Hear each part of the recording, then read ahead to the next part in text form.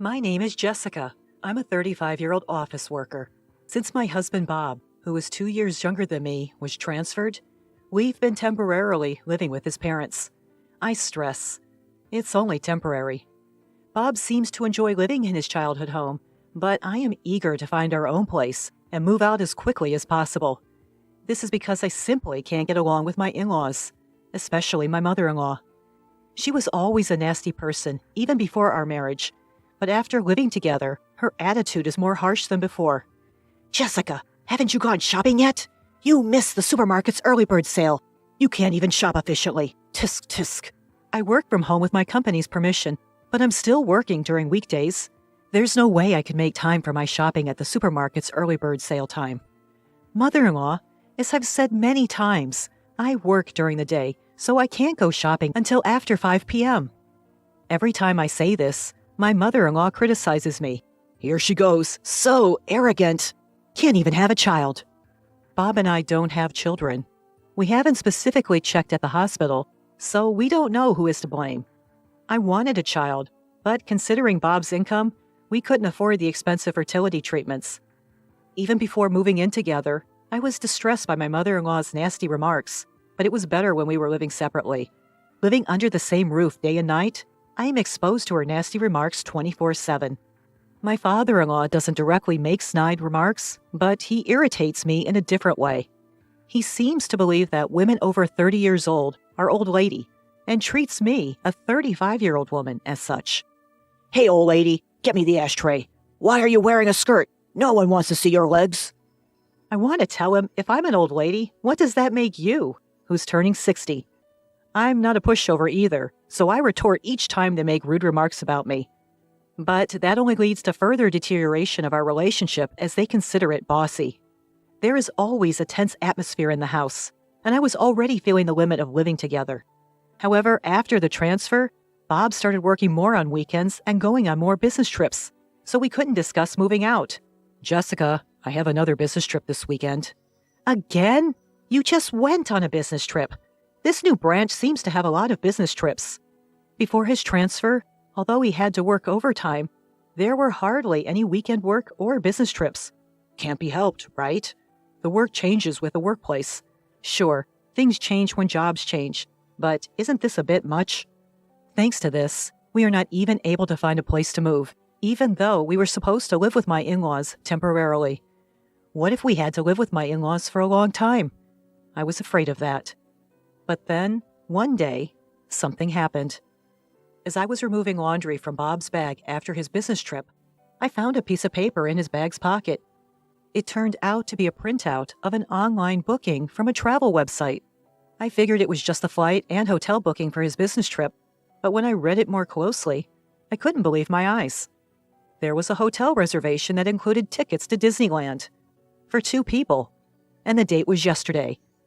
That is, the day Bob was on a business trip.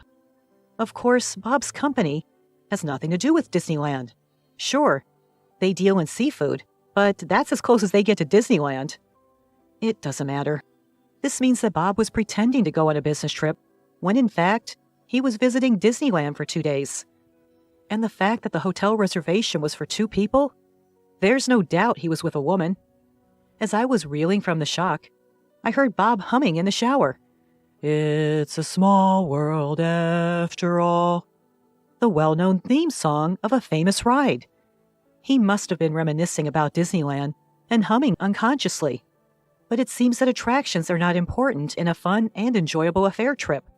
I was so angry that I was ready to charge into the bathroom and confront Bob. But just then, Bob's phone rang. I was too enraged to think clearly, so I answered the call without thinking. "Hello? Hello?" For a moment, I heard a young woman's voice, and then the call was abruptly cut off. Could it be? I was convinced. The call just now was no doubt from the woman Bob went to Disneyland with. In other words, Bob's mistress. When she heard my voice answering Bob's phone, she must have panicked and hung up. I checked the call history on his smartphone. Bob isn't really security conscious, so he doesn't bother to set a decent password. I figured his passcode would probably be his 4-digit birth date. And bingo! The phone was unlocked in no time. but looking through his smartphone made my head spin. Evidence of his infidelity was pouring out of it, unmistakable and overwhelming. The image files were full of selfies of him and a young woman. The dates the photos were taken were all days when Bob had been on business trips or working on his days off. I was amazed at his recklessness, even leaving pictures of their intimate moments. Looking at the call history again, I saw the name Melissa Smith, so I searched for the same name in his WhatsApp friends list and opened the chat screen. "Bob, I love you. I want to be your wife soon." This woman, Melissa, seems to be hoping to marry Bob. A homewrecker, perhaps? As I was mulling this over, Bob came out of the bathroom. Ah, that's refreshing. Facing Bob, who came out nonchalantly, drying his hair with a towel, I confronted him right away. "Refreshed, huh? Seems like you're feeling pretty refreshed in a lot of ways." "Huh? Who is Melissa Smith?" At the mention of his mistress's name, Bob flinched. "So it's true. You've been lying about going on business trips, and instead, you've been going on trips alone with this woman, Melissa Smith? Were all your business trips and working days off just lies? Unforgivable. Why do you... How on earth?" I pointed my smartphone at the upset Bob. "All the evidence is right here in this smartphone. Hey, did you go snooping through my phone? That's a violation of my privacy." It's laughable that a man who's morally bankrupt enough to cheat can complain about privacy invasion. If you don't want it looked at, set a better password. Before we got married, I made a promise with Bob that he'd absolutely not cheat. I had declared to Bob that if he cheated, I'd leave him right away. Of course, my feelings haven't changed. I can't continue a marital life with a man who's playing around with another woman. Let's get a divorce. When I simply said that, Bob surprisingly agreed without objection. Yeah, I guess so. It was unexpected. I thought he would resist more. Was he ready for divorce once he was caught cheating? "I'll get the divorce papers tomorrow. You tell your mom and dad." Got it.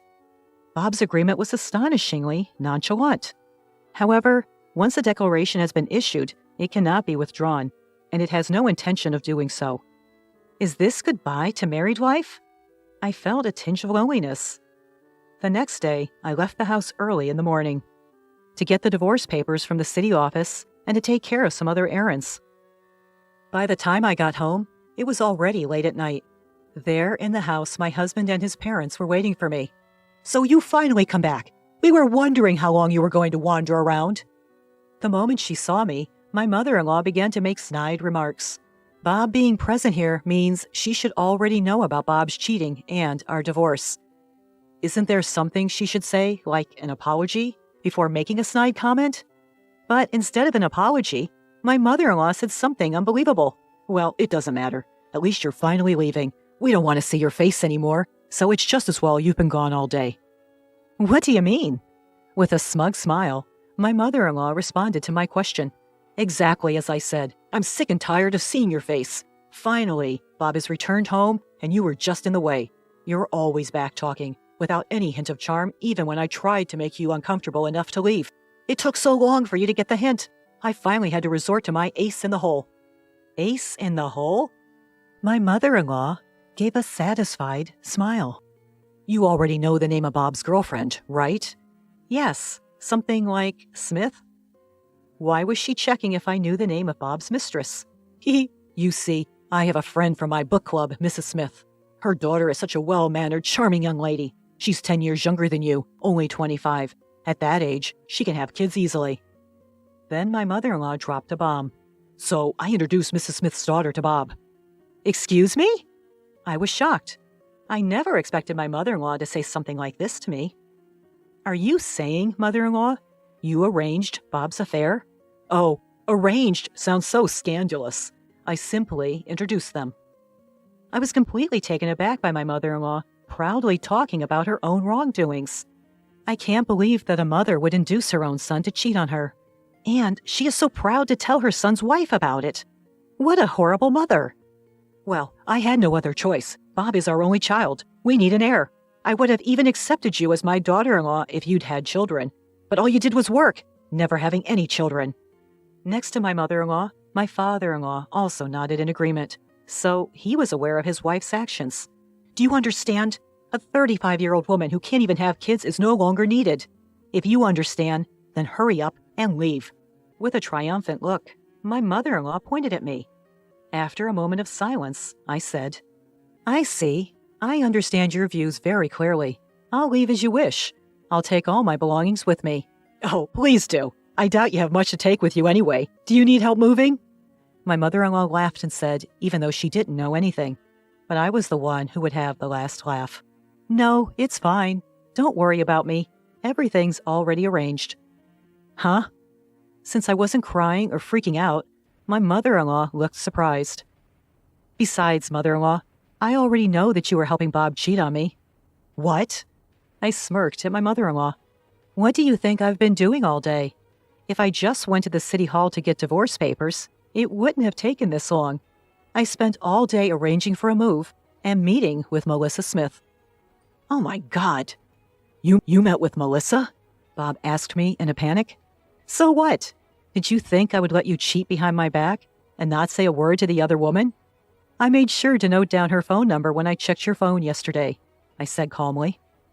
Poor Melissa, though, she was really surprised when I called her and said, "I'm Bob's wife. I'd like to meet with you. Apparently, you've been lying to her, saying that you're single." I told her the whole truth.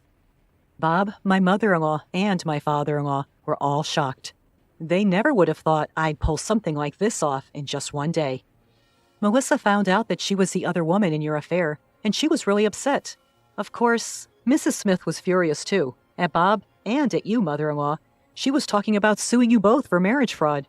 I couldn't help but sympathize with her, so I promised I'd help as much as I could." What?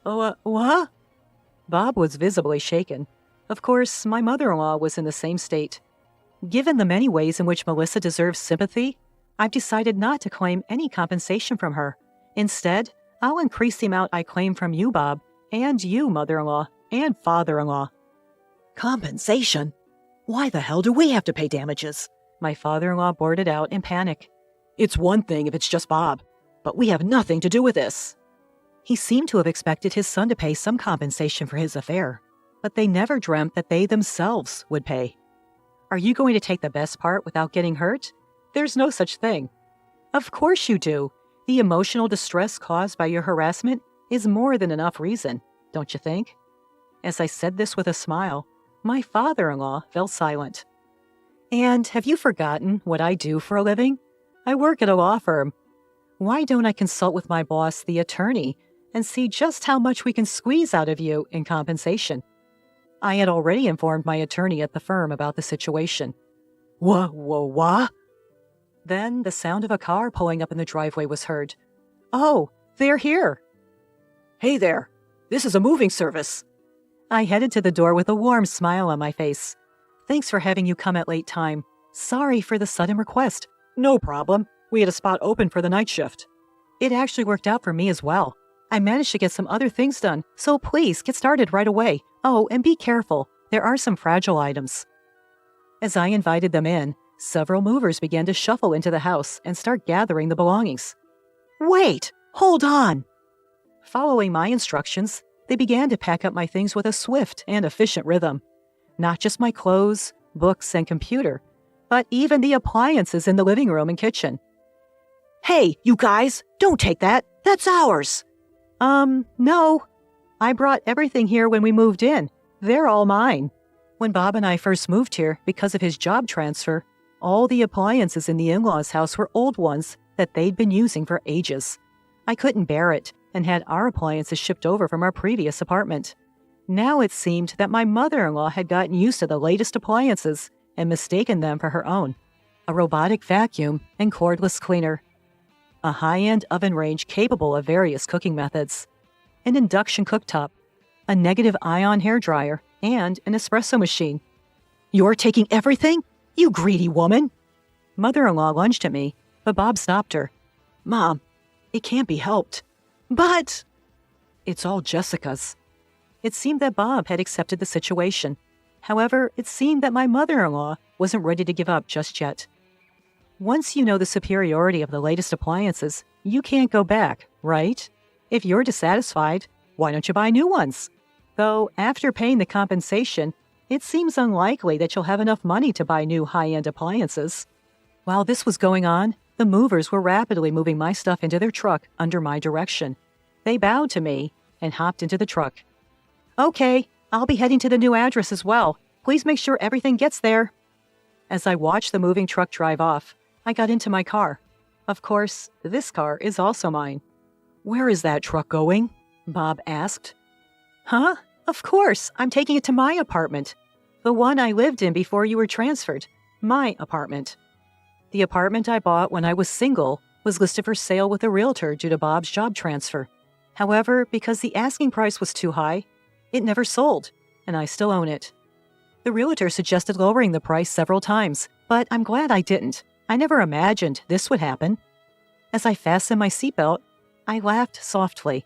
But maybe, just maybe, I predicted this would happen deep down. What? Bob made a face as if he didn't understand. Because I set a selling price higher than the market rate to make sure it wouldn't sell. This way, I could always move back to my apartment. Upon hearing my words, Bob seemed to crumble from the knees. You, such a bitch! Feeling sure of my victory and letting my guard down, I was suddenly shoved by my mother-in-law, who rushed at me yelling. As I groaned in pain, my mother-in-law attempted to throw a cutting board at me for a follow-up attack, but was suddenly tackled by a black object and fell down yelling, "Ah!" Thank you, Blackie. Holding the black object, a stray cat named Blackie, I got in the moving truck and hurried to my new place to escape from my mother-in-law. I don't know why Blackie, the stray cat, was there at that moment, but I'm sure he came to help me because he has a strong sense of justice. I'll give him some catnip as a gift later. After that, Bob and I divorced. The law firm I work at filed a lawsuit for compensation against Bob and his parents. It's a real blessing that the young lawyers in training at the office accepted my case for almost no fee at all. Even though a young new lawyer is in charge, I feel secure because they have the support of a senior lawyer. As for the lawsuit against Melissa Smith, the senior lawyer himself took on the case, not the trainees. He said he will file both criminal and civil lawsuits because of the high degree involved. He said he's excited to file a criminal lawsuit, as it's been a long time since he's done so. Even if they sell their house and pay to Melissa Smith and to me, it probably won't be enough. Thinking about the life of extreme poverty and debt waiting for the three of them, I can't help but grin. I'm alone now, but compared to living with those in-laws and my disloyal husband, it's like heaven. For a while, I want to enjoy the easy single life with Blackie, who I inadvertently brought to my apartment.